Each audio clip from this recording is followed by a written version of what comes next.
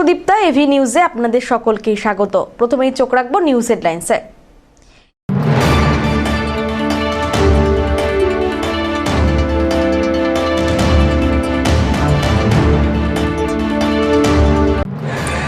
যথাযোগ্য মর্যাদায় পালিত হলো পশ্চিমবঙ্গ দিবস। ঐতিহ্য আর সংস্কৃতির রঙে সেজে উঠল জলপাইগুড়ি জেলা প্রশাসনের অনুষ্ঠান।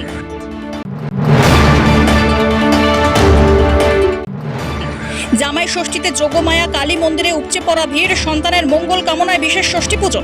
প্রতিকূল আবহাওয়ায় বদল অভিযান।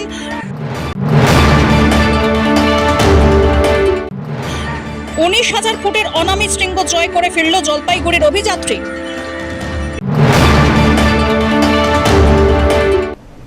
এবার আসছে বিস্তারিত সংবাদে। পশ্চিমবঙ্গ দিবসে ঐতিহ্য সংস্কৃতির রঙে সেজে উঠল জলপাইগুড়ি।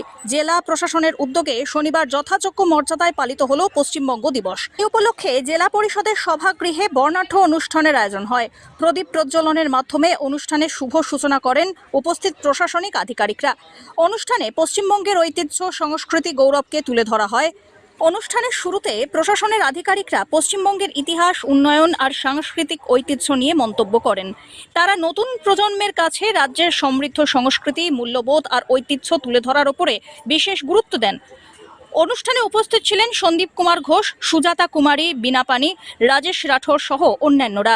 প্রশাসনের উদ্যোগে আয়োজিত এই অনুষ্ঠান উৎসব মুখর পরিবেশে সম্পন্ন হয়। উপস্থিত সকলের মধ্যে পশ্চিমবঙ্গের প্রতি গর্ব, ঐক্য আর সাংস্কৃতিক চেতনার বার্তা পৌঁছে দেন সকলে।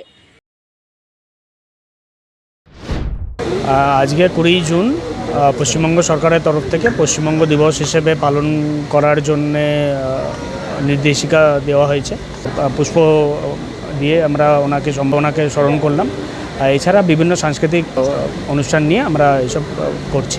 মানে শ্যামাপ্রসাদ মুখার্জির ওনাকে স্মরণ করে আমরা করেছি। ছাত্রছাত্রী আমরা কালচারাল প্রোগ্রাম করছি। কালচারাল প্রোগ্রাম আমরা বিভিন্ন ধরনের আমাদের পশ্চিমবঙ্গের সাংস্কৃতিক বিষয়গুলো আমরা তুলে ধরছি।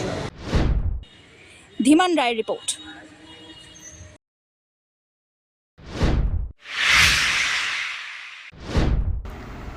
জামাই ষষ্ঠীতে যোগমায়া কালী মন্দিরে উপচে পড়া ভিড়, সন্তানের মঙ্গল কামনায় বিশেষ ষষ্ঠী পুজো। আজ জামাই ষষ্ঠী উপলক্ষে জলপাইগুড়ি ঐতিহ্যবাহী যোগমায়া কালী মন্দিরে সকাল থেকেই ভক্তদের উপচে পড়া ভিড় লক্ষ্য করা যায়। সন্তানের মঙ্গল ও সুস্থতা কামনায় অসংখ্য মহিলা ষষ্ঠী পুজো দিতে মন্দিরে উপস্থিত হন। সকাল থেকেই পুজোর ডালি হাতে ভক্তদের দীর্ঘ লাইন দেখা যায় মন্দির চত্বরে। ষষ্ঠী পুজোর জন্য পাখা, বিভিন্ন ধরনের ফল, ফুল, সুতো সহ অন্যান্য উপকরণ নিয়ে ভক্তরা পুজোয় অংশগ্রহণ করেন। বিশেষ করে বিবাহিত মহিলাদের উপস্থিতি ছিল চোখে পড়ার মতো। প্রবীণ মহিলাদের কথায় ষষ্ঠী পুজোর সঙ্গে জড়িয়ে রয়েছে বেশ কিছু প্রাচীন রীতি ও আচার। সন্তানদের কল্যাণ, দীর্ঘায়ু এবং সুখ সমৃদ্ধি কামনায় বছরের পর বছর ধরে তারা এই পুজো আয়োজন করে আসছে। নতুন প্রজন্মের অনেক মহিলাও সেই ঐতিহ্য বজায় রেখে এই পুজোয় অংশগ্রহণ করছেন। জামাই ষষ্ঠীর দিনে একদিকে যেমন জামাইয়ের আপ্যায়নের রীতি পালন করা হয়, অন্যদিকে সন্তানদের মঙ্গল কামনায় ষষ্ঠী দেবীর আরাধনাও সমান গুরুত্বের সঙ্গে পালন করা হয়। সেই ঐতিহ্যের ধারাবাহিকতায় এদিন যোগমায়া কালী মন্দিরে ভক্তদের ঢল ছিল উল্লেখযোগ্য। এটা মানে সন্তানদের ভালো রাখার জন্য, সন্তানরা যেন ভালো থাকে, আর এছাড়াও আমার সব পশু পাখি সবাই যেন ভালো থাকে। কীভাবে আপনারা সেটা পুজো করে থাকেন? হ্যাঁ, কীভাবে পুজো হয়, কি কি আনেন? মানে একটা ঝুড়ির মধ্যে আম, কাঁঠাল, এক ছড়ি কলা। আমি তো সেই সমস্ত কিছু নিয়ে আসেন, মানে আমি হ্যান্ডিক্যাপ্ট বলে আমি পাখা, সন্দেশ, সুতো এগুলো আমি নিয়ে আসি। পাখাটা কেন আনেন?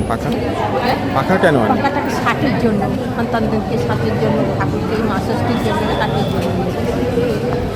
কেমন ভিড় দেখছো আজকে? হ্যাঁ, কেমন ভিড় আছে?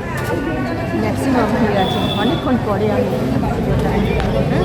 হ্যাঁ, এটা হচ্ছে সাধারণত বাঙালিদের ঘরে যে মা সন্তানদের মঙ্গল কামনার্থে, আয়ু কামনার্থে মা ষষ্ঠীর পুজো করা হয়। কোথায় এসছেন? আমি এখানে এসেছি যোগমায়া কালীবাড়িতে। ভিড় কেমন দেখলেন? এখানে প্রচুর ভিড় হয়, প্রতি বছর এখানে প্রচুর ভিড় হয়। আমি তো গত 3 বছর ধরে আসছি ছেলে মেয়ের মঙ্গলের জন্য। আচ্ছা, কোথায় এলেন? যোগমায়া কালীবাড়ি। প্রচণ্ড ভিড় দেখলেন? প্রচণ্ড ভিড়, মানে আমি তো অনেকক্ষণ থেকে দাঁড়িয়েছিলাম, আধা ঘন্টা দাঁড়িয়ে থেকে তারপর পুজো দিলাম। এই পুজোটা কেন করা হয় পাঁচালি বা কোনো কোনো কিছু করে? এটা মানে ওই তো ছেলে মেয়ের ভালোর জন্য, মঙ্গলের জন্য সবাই করে, মা বাবা মারাই করে। ব্রত ব্রতটা আজকে নিরামিষ খেতে হয়। ব্রত করে ফল, অনেকে ফল আহার করে, অনেকে নিরামিষ খায়, এটাই। কি কি ফল লাগে বা কি কি এখানে লাগে? 6 রকমের ফল লাগে, মানে ষষ্ঠী মানে 6 রকমের ফল লাগে। আর এই 60 করতে হয়, 60 বলতে হয় ছেলে মেয়ের জন্য, এটাই। আর কুলো বা পাখা, তাল পাখা? হ্যাঁ, পাখা লাগবে, পাখা, বট পাকুড় পাতা লাগে, তারপরে খেজুর, আমাদের যেগুলো নিয়ম আছে। 60টা দুব্বো লাগে, নতুন নতুন ফল লাগে, আম জাম এসব দিয়ে আমরা পুজো দিই। প্রতিকূল আবহাওয়ায় বদল অভিযান। 19,000 ফুটের অনামি শৃঙ্গ জয় করে ফিরল জলপাইগুড়ির অভিযাত্রী দল। প্রতিকূল আবহাওয়ার কারণে নির্ধারিত সিসিকেএন শৃঙ্গ অভিযানের মূল লক্ষ্য পূরণ সম্ভব না হলেও সাহস, ধৈর্য ও দৃঢ়তার পরিচয় দিয়ে 19,000 ফুট উচ্চতার একটি অনামি শৃঙ্গ জয় করলেন জলপাইগুড়ির নেচার অ্যান্ড ট্রেকার্স ক্লাবের অভিযাত্রীরা। আজ জলপাইগুড়িতে ফিরে আসতেই ক্লাবের কর্মকর্তারা অভিযাত্রী দলকে সংবর্ধনা জানান। জানা গিয়েছে, প্রতিকূল আবহাওয়ার মধ্যেই অভিযাত্রীরা 17,650 ফুট উচ্চতায় প্রথম শিবির অর্থাৎ ক্যাম্প এ এবং 18,400 ফুট উচ্চতায় দ্বিতীয় শিবির অর্থাৎ ক্যাম্প 2 স্থাপন করেন। তবে অবিরাম তুষারপাতের কারণে পরিস্থিতি ক্রমশ কঠিন হয়ে ওঠে। একসময় অভিযাত্রীদের তাঁবু প্রায় বরফের নিচে চাপা পড়ে যায়। সারা রাত জেগে তাঁবুর ওপর জমে থাকা বরফ সরিয়ে পরিস্থিতি নিয়ন্ত্রণে রাখতে হয় তাদের। উল্লেখ্য, nature and trekkers club of জলপাইগুড়ির মোট 9 জন সদস্য 1 জুন জলপাইগুড়ি থেকে এই অভিযানে রওনা দেন। নানান প্রতিকূলতা ও আবহাওয়ার বাধা অতিক্রম করে তারা নিরাপদে ফিরে আসেন। আজ জলপাইগুড়িতে ফিরে অভিযানের নানান অভিজ্ঞতার কথা তুলে ধরেন দলনেতা ভাস্কর দাস। যদিও নির্ধারিত সিসিকেএন শৃঙ্গে পৌঁছানো সম্ভব হয়নি, তবুও 19,000 ফুট উচ্চতার অনামি শৃঙ্গ জয়ের সাফল্য জলপাইগুড়ির পর্বতারোহণ মহলে নতুন অনুপ্রেরণা হিসেবে দেখা হচ্ছে। আপনারা ফিরলেন, কতটা সাফল্য আনতে পারলেন আর কতটা কঠিন পরিস্থিতির মধ্যে আপনারা? আপনারা সকলেই জানেন যে 1 জুন আমরা জলপাইগুড়ি থেকে বেরিয়েছিলাম আমাদের 9 জনের অভিযাত্রী দল সিসিকেএন পর্বতশৃঙ্গে বিজয় পতাকা উড়ানোর জন্য। আমরা 1 তারিখে এখান থেকে বেরিয়ে আমরা 8 তারিখে 7 তারিখে বেস ক্যাম্প স্থাপন করি। তারপর বেস ক্যাম্প স্থাপন করার পরে ক্যাম্প 1 আমরা স্থাপন করি, তারপর ক্যাম্প 2ও স্থাপন করি। কিন্তু ক্যাম্প 2 এর পৌঁছানোর পর যেটা হয়েছিল কি যে আমাদের ওয়েদার প্রচণ্ডভাবে খারাপ হয়ে যায়, প্রায় 12 ঘন্টার মতো কন্টিনিউয়াস স্নোফল হয়। পরিস্থিতি এমন হয়ে যায় যে আমাদের সামিট ক্যাম্পে, যার উচ্চতা ছিল প্রায় 18,000-এর উপরে, তো সেখানে একটা অ্যাভালাঞ্চ সিচুয়েশন চলে আসে। তো স্বাভাবিকভাবেই যখন এরকম ধরনের ওয়েদার হয়ে যায় পাহাড়ে, তো কখনোই আমরা আর এগিয়ে যাই না, পিছনের দিকে ফিরে আসি। তো আমরা ডিসিশন নিই যে ক্যাম্প 1-এ আমরা ফিরে আসবো এবং ক্যাম্প 1-এ আসার পরে সেখান থেকে আবার আমরা একটা সেকেন্ড অ্যাটেম্প্ট নেব। কিন্তু ক্যাম্প 1-এ পৌঁছানোর পরেও ওয়েদারের ভালো হওয়ার কোনো লক্ষণ দেখা যায় না। তো আমরা সেখান থেকেও ব্যাক করে চলে আসি বেস ক্যাম্পে। বেস ক্যাম্পে আসার পরেও ওয়েদার খারাপ থাকে। তবে একটা উল্লেখযোগ্য দিক সেটা হচ্ছে যে আমরা একটা সেকেন্ড থট আমাদের মধ্যে আসে যে আমরা একটা বেস ক্যাম্পের ঠিক পাশেই একটা অন্য পিক ছিল, আননেম পিক। তো সেই পিকটাতে আমরা একটা অ্যাটেম্প্ট নেব। তো সেই লক্ষ্যে আমাদের 3 জন সদস্য, অমিত দাস, জনক ঘোষ এবং বিজয় চক্রবর্তী, তারা 3 জন বেরোয় এবং 19,000 ফিটের যে অনামি পিকটা, সেই পিকে আমাদের জলপাইগুড়ির বিজয় পতাকা এবং দেশের পতাকা তুলে ধরে। এটা সত্যিকারের একটা গর্বের বিষয় যে আমরা ওয়েদারের মধ্যে, খারাপ ওয়েদারের মধ্যে পড়ে যাওয়ার পরেও আমরা আরেকটা সেকেন্ড চ্যালেঞ্জ নিয়েছিলাম এবং সেই সেকেন্ড চ্যালেঞ্জটা আমাদের সফল হয়েছিল। আমি একটা কথা বলি যে nature and trekkers club of জলপাইগুড়ির অভিযাত্রীদের যে বন্ডিং থাকে, যে টিম স্পিরিট থাকে, সেটা সবসময় হাই থাকে। এবারও সেই হাইটা ছিল এবং সেই জন্যই কিন্তু আজকে এই দুর্গম পরিস্থিতির মধ্যেও কিন্তু আমাদের এই টিম কিন্তু সেকেন্ড যে পিক, সেই পিকে আমরা সফল হই। অমিত বণিকের রিপোর্ট, এবি নিউজ।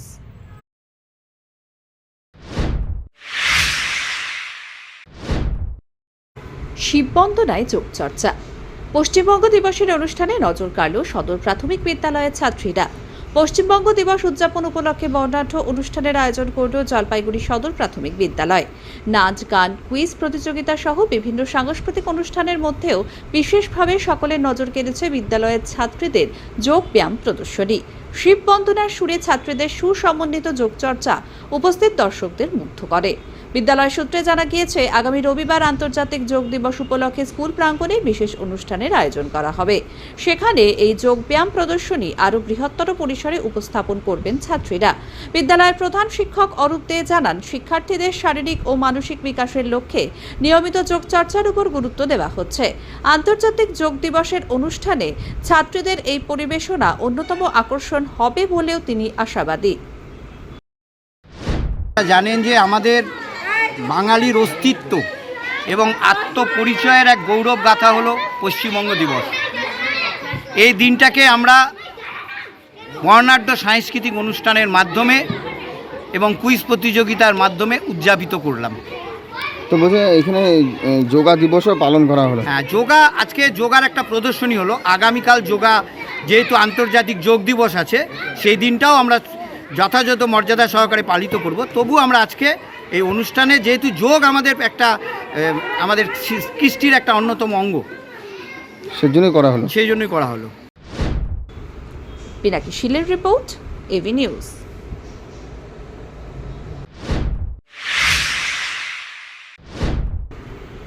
সিসি ক্যামেরার তৎপরতায় বড় চুরি রুখল মন্দির কর্তৃপক্ষ, রক্ষা পেল সোনার অলংকার। সিসি ক্যামেরার নজরদারির কারণে চুরির হাত থেকে রক্ষা পেল মন্দিরের টাকা পয়সা ও সোনার গহনা। ঘটনাটি ঘটেছে জলপাইগুড়ির ঐতিহ্যবাহী লোটা দেবীর মন্দিরে। মন্দির সূত্রে জানা গিয়েছে, গতকাল গভীর রাতে বৃষ্টির সুযোগ নিয়ে কয়েকজন দুষ্কৃতী মন্দিরের ভেতরে প্রবেশ করে চুরির চেষ্টা চালায়। তবে মন্দিরে লাগানো সিসি ক্যামেরায় সেই দৃশ্য ধরা পড়ে। ক্যামেরার ফুটেজ দেখে মন্দির কর্তৃপক্ষ ও সদস্যরা দ্রুত ঘটনাস্থলে ছুটে আসেন। মন্দিরে পৌঁছে তারা দেখতে পান দুষ্কৃতীরা চুরি চালাচ্ছে। তৎপরতার সঙ্গে একজন অভিযুক্তকে হাতে নাতে আটক করা সম্ভব হলেও বাকি দুজন পালিয়ে যেতে সক্ষম হয়। ঘটনায় কিছু নগদ অর্থ চুরি গেলেও মন্দিরের মূল্যবান সোনার অলংকার অক্ষত রয়েছে। ঘটনার পর মন্দির কর্তৃপক্ষ পুলিশের কাছে লিখিত অভিযোগ দায়ের করেছে। পুলিশ ঘটনাস্থলে পৌঁছে তদন্ত শুরু করেছে এবং পলাতক দুষ্কৃতীদের খোঁজে তল্লাশি চালাচ্ছে। মন্দির কর্তৃপক্ষের দাবি, সিসি ক্যামেরার উপস্থিতি না থাকলে আরও বড় ধরনের ক্ষতির সম্মুখীন হতে হতো তাদের। এই ঘটনায় এলাকায় চাঞ্চল্যের সৃষ্টি হয়েছে। গতকাল রাতে 10:20 নাগাদ প্রচুর বৃষ্টি পড়ছিল সেই সময়, এবং প্রচুর বৃষ্টি পড়াতে ওখানকার আমাদের তো সিসিটিভি ক্যামেরা মন্দিরে লাগানো আছে। ওই সিসিটিভি ক্যামেরায় আমাদের মোবাইলে কিছু সদস্য দেখে ফেলে যে মন্দিরে চুরি হচ্ছে। তখন আমাদের সদস্যরা সব নিজেদের উদ্যোগ নিয়ে মন্দিরের প্রান্তরে গিয়ে সামনে চুপি চুপি সারে গিয়ে দেখে যে না, সত্যি ভিতরে মন্দিরে 3 জন চুরি করছে। এবং আমরা গিয়ে ওখানে দ্রুত বেগে গিয়ে একজনকে ধরতে পারি এবং একজনকে ধরে আমরা পুলিশ প্রশাসনের হাতে তুলে দিই। আর 2 জন পলাতক, এবং তাদেরকে এবং মন্দিরের ভিতরে যে প্রণামী বাক্স ছিল সেটা ভাঙা হয়েছে। এই প্রণামী বাক্সতে 5-6 হাজার টাকার মতন ছিল আমাদের আনুমানিক একটা হিসাব। সেই প্রণামীটা ভেঙে টাকাটা সম্পূর্ণভাবে আমাদের মন্দির থেকে নিয়ে গেছে। এবং মন্দিরের ভিতরে তারা আরেকটা গ্রিল ভেঙে মায়ের যে সোনা গয়না ছিল তার ভিতরে যাওয়ারও চেষ্টা করেছে, কিন্তু সেই প্রচেষ্টা তাদের বিফল হয়েছে। অমিত বণিকের রিপোর্ট, এভি নিউজ।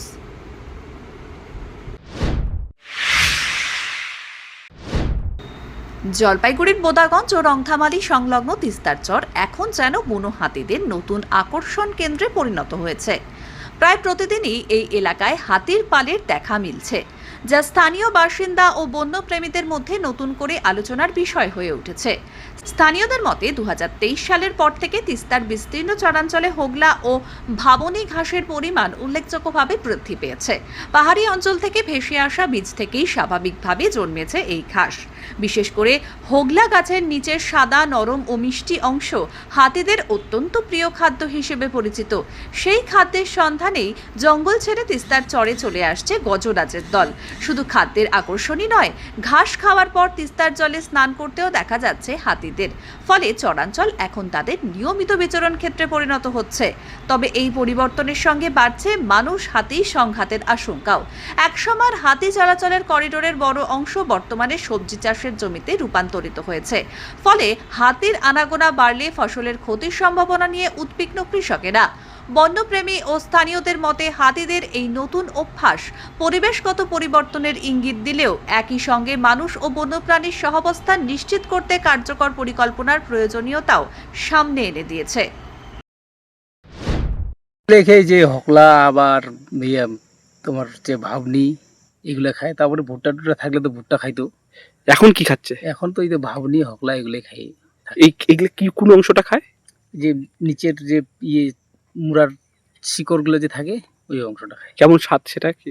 এখন ওরা বুঝতে পারবে না কেমন তাও খায়। হয় না যে এরকম আপনাদের যে এখন আমরা তো খাই দেখিনি না খাওয়া দাওয়া তো মানে কেমন অংশ রংটা কেমন হয়? রংটা তো মানে ইয়ের মতো ওই যে তোমার সে কুন্ডি যেগুলো বলে না এগুলো যে সাদা এরকম এরকম মোটা হয়, সাদা মানে এরকম।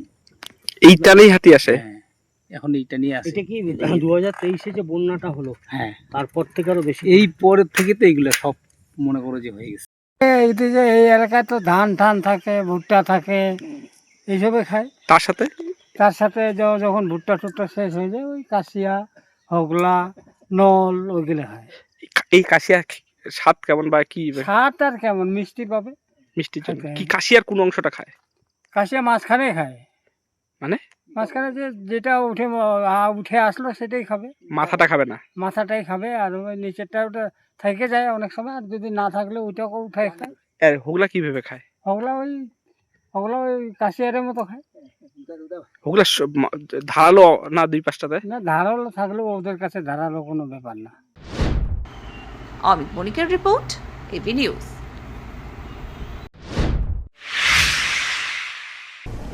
শেষ করবার আগে নিউজ হেডলাইন্স আরো একবার।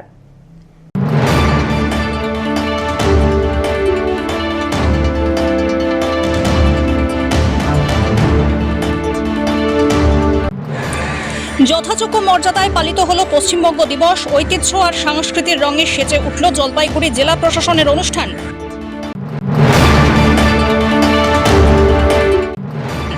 জামাই ষষ্ঠীতে যোগমায়া কালী মন্দিরে উপচে পড়া ভিড়, সন্তানের মঙ্গল কামনায় বিশেষ ষষ্ঠী পুজো। প্রতিকূল আবহাওয়ায় বদল অভিযান।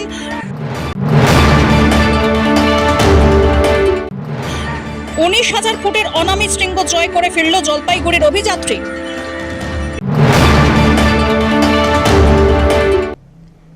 এখনকার মতন এবি নিউজ এ পর্যন্তই। পরবর্তীতে আসছি আরো সংবাদ নিয়ে। দেখতে থাকুন আমার ভিশন। নমস্কার।